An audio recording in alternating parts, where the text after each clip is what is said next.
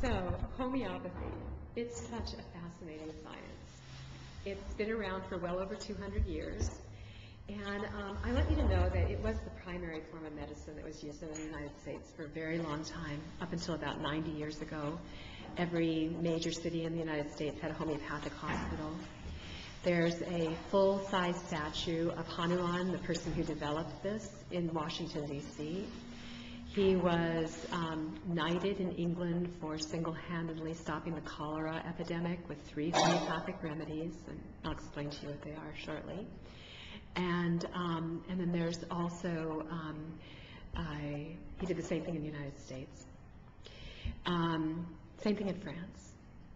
And he was alive about, it's more than 200 years ago now. It's probably 230, 240 years ago that this whole thing of homeopathy began.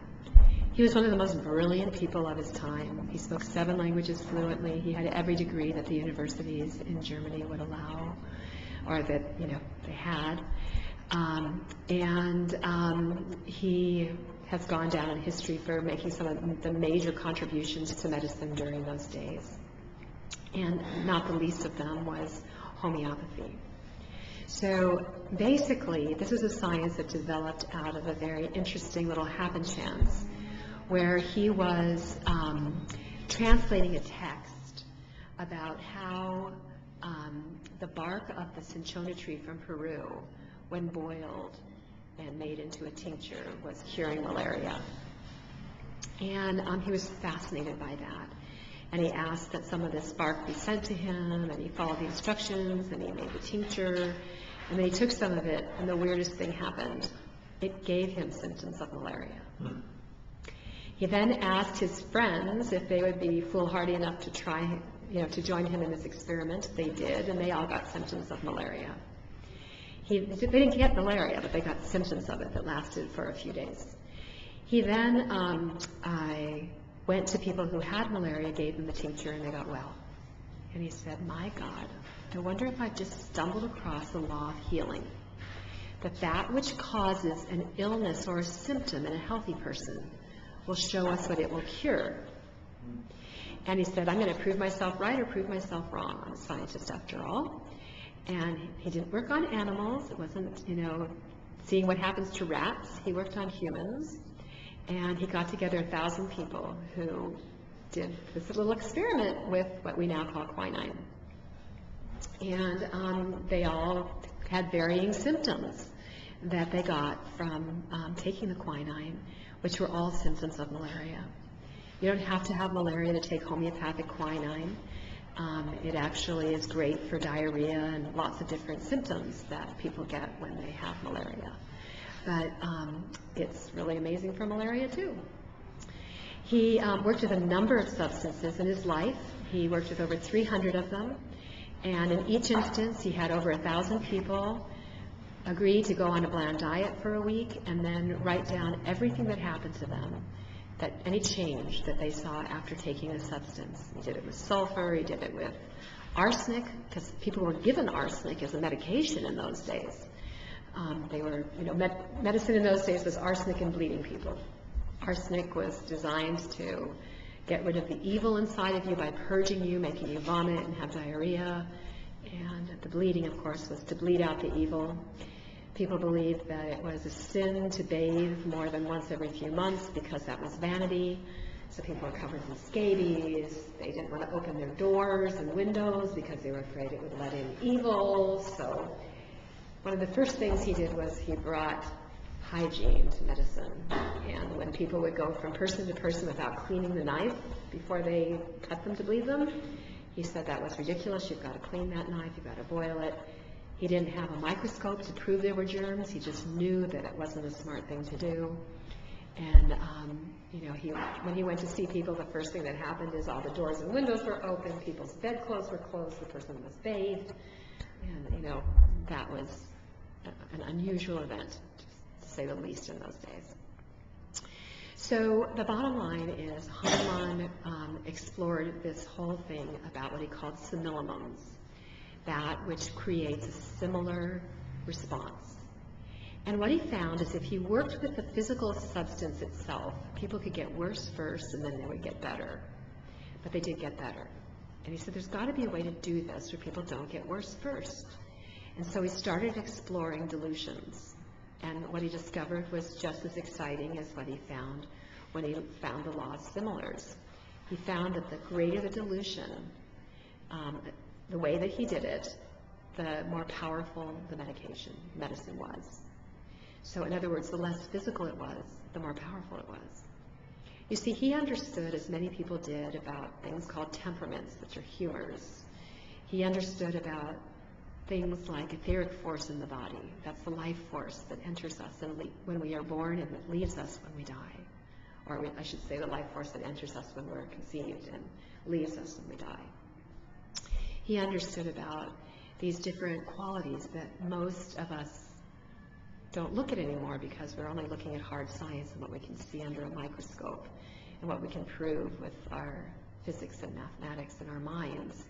We've kind of taken our hearts and put them way over to the side and taken our knowing, our inner knowing, and put that to the side and basically think of ourselves as just biochemical machines rather than really these amazing beings that are filled with God's life force and healing energy and different qualities beyond just scientific physical matter. So what he discovered is that the greater the delusion, when it was what he called succussed, the more powerful the remedy. So here's what we would do. I'm going to give you an example from what I've done many, many, many times for people. In Austin, where I lived, there was an enormous amount of allergies. It's a very humid place. It's a very rich place with lots and lots of plant growth and lots of pollen. And most people who are in Austin for more than 2 years end up with allergies. So I had lots of people come in the door. And one of the most common things that they would come in with in January was Kleenex stuck up their nose because it was watering so much. Their eyes would be red and watery and they'd be sneezing like crazy. And I usually say, sit down, I know just what you need. Which was homeopathic onion. Now here's why onion. If you give somebody, or you have somebody cut an onion, 1,000 out of 1,000 people will have burning, stinging eyes, right? And watery eyes. 500 to 999 will have a watery, runny nose, and 250 to 500 will sneeze. Those are the classic symptoms of people who are having cedar fever in Austin. There's a number of other possibilities too, but I would say 1/3 of the people that walked in the door had those symptoms. So I just go get them homeopathic onion. I couldn't give them a bite of onion because they'd get worse first. What I gave them was something called a 50,000C, an LM1, like I just gave to Melissa 3 of. And basically, a 50,000C has nothing physical in it. It's just information. So here's what you would do. You take, to make a LM, you take 1 part of onion, put it in a bottle with 99 parts of water, and tap that 100 times, and that makes a 1C of onion. To make a 2C, you take 1 part of the 1C, so 1 drop, put that in a bottle with 99 drops of water, and tap that 100 times, and that makes a 2C. A 3C is 1 drop from the 2C. You put that into another bottle, put in 99 parts of water, tap that 100 times, that makes a 3C. To make a 50,000C, that's been done 50,000 times. If you look at a 3C under an electron microscope, there'd be no more onion left. That's how dilute we're talking. If you want to talk ratios, 1 drop of water to all the drops of water in all the oceans in the world would still be greater than what's in an LM1 bottle. And when you take an LM1, you take 1 teaspoon from that bottle and put it into a 1/2 cup of water, stir it, and your dose is just 1 teaspoon. But when you do that, what's happening is it's speaking directly to the etheric force, the life force in your body that's making everything go. And you're telling the body to make it more important for a few seconds to show the body how to dilute the symptoms that that substance causes. And your body will actually learn how to dilute the substance. So we're not giving you something that's suppressing a symptom.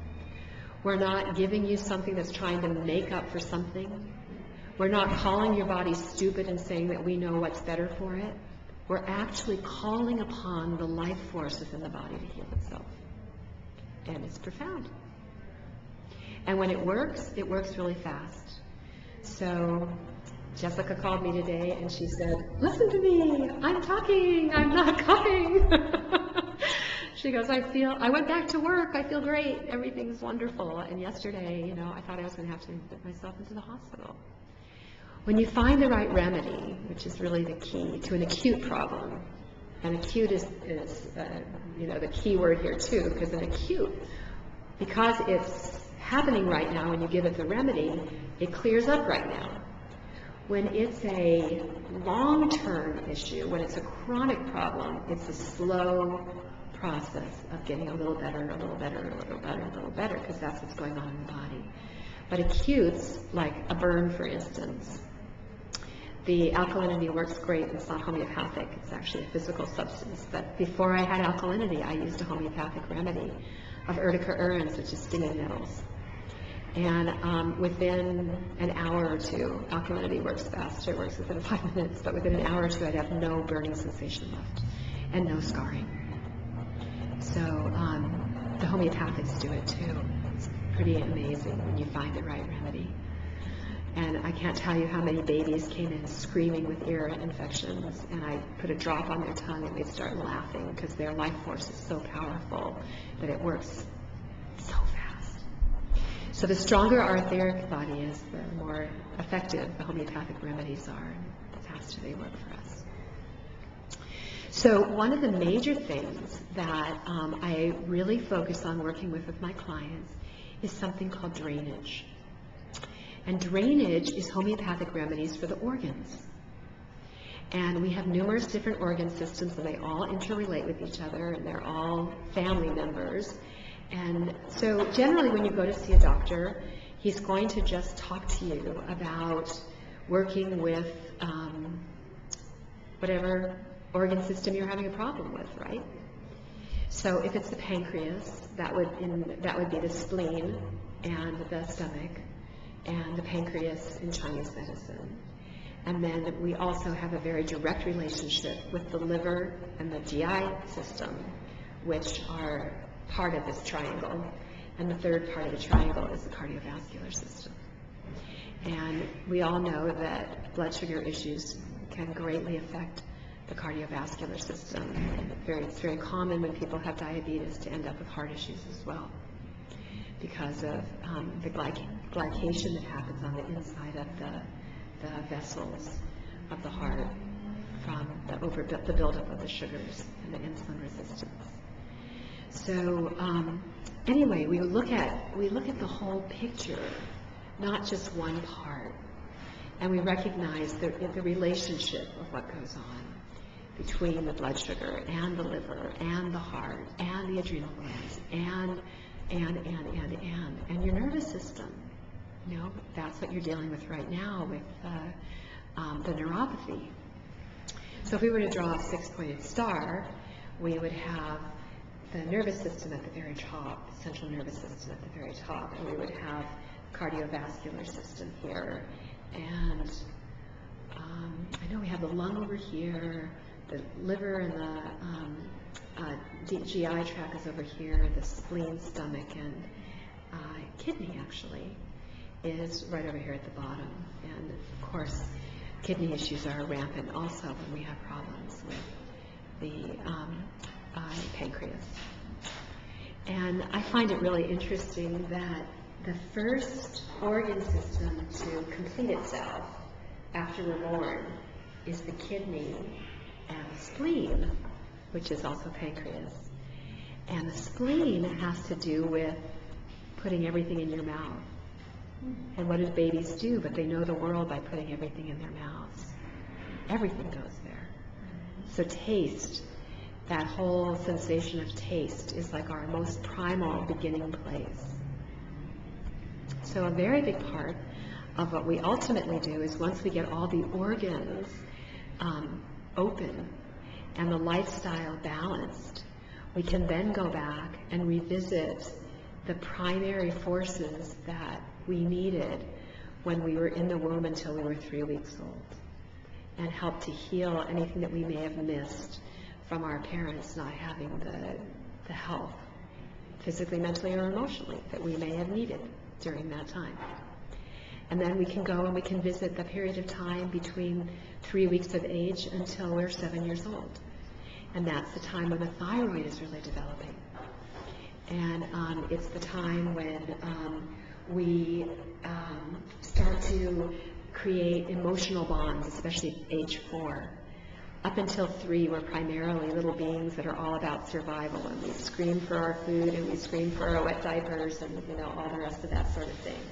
And we actually take on the reality of whatever we're around. So, for instance, I was a Waldorf teacher, and when I would interview families, they would oftentimes bring their younger children, besides just the ones that were going to go into the kindergarten. And the little ones would get on the rocking horse, and they would become the horse. But the children who were older than 3 would get on the rocking horse, and they were riding the horse. So they might be Davy Crockett, or they might be the princess on the way to the castle, or whatever. But until 3, the child was the horse, because they become whatever they're around. They take on the energy of what's around them. So I had a lot of that training before I got pregnant with my son.